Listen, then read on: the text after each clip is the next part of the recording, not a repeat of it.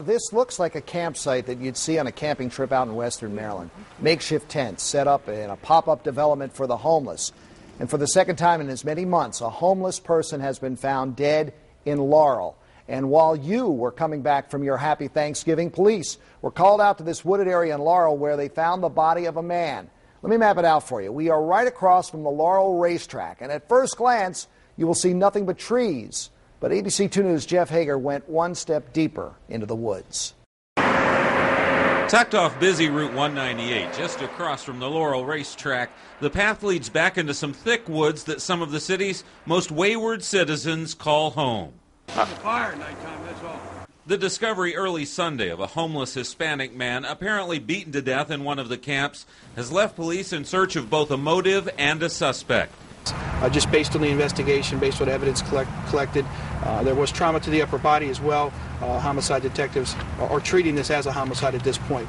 When we hiked through those same woods, we found a different world where lean-tos and tents, coupled with 5-gallon buckets, an occasional skillet, or even a bicycle, represent everything these people own. Ironically, the same deep woods, which provide cover for the homeless as they seek refuge from normal society, also provides the perfect remote place to try to get away with murder.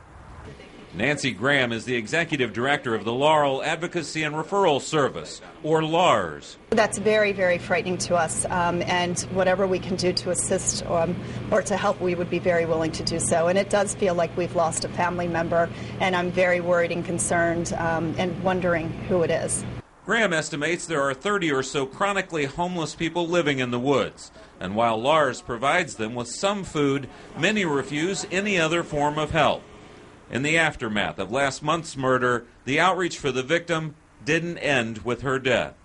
Many of them, and we are concerned. Oftentimes when this happens, and it has happened before, unfortunately, we're the ones that many times families don't want to be involved, that we're the ones who make arrangements for the funeral, working with the communities and many of the local congregations. We set something up and usually have a memorial service or something along those lines. In Laurel, Jeff Hager, ABC 2 News.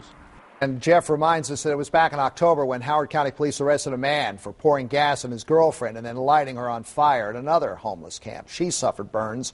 Over 70% of her body and later died as a result of her injuries.